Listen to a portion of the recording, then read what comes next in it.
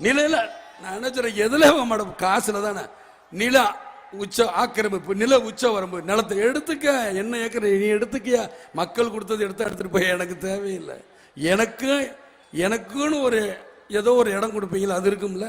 என் மனைவிக்குன்னு ஒரு இடம் இருக்குன்னு உங்க சட்டத்தில் இடம் இருக்கும்ல. என் பிள்ளைக்குன்னு இத்தனை இருக்கணுங்க இருக்குல்ல, அது கிடைச்சா எனக்கு போதும். இந்த இவ்வளவு பேர் இருக்க, இந்த 4 பேர் வந்தா ஒரு நேரம் சோறு போட மாட்டீங்க.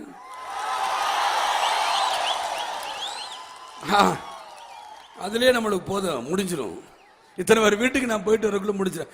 என்னையா காசு காசு காசு பணம் படப்புவாங்கயா நீங்களும் உங்க காசு என்னையா கோடி கோடியா சேர்த்து வச்சு எங்கயா கொண்டு போறீங்க? செத்தா கூட அருணாக்குடி அத்து விட்டுட்டு தான் உள்ளத்துக்கு கொண்டு போய் புதைக்கிறான். காசும் கிடையாது, ஒண்ணும் கிடையாது. நம்புறேன், என் மக்களை நம்புறேன். இந்த விஜயகாந்த் வாழ்ந்தான், இருந்தான், வாழ்ந்து கொண்டே இருப்பான். இந்த மக்களுக்காக தான் இருக்கணும் தான் நான் நினைக்கிறேன். ஏன்னா எனக்கு அது கிடைச்சா போதும். இதுமே நான் பார்க்காத புகழா?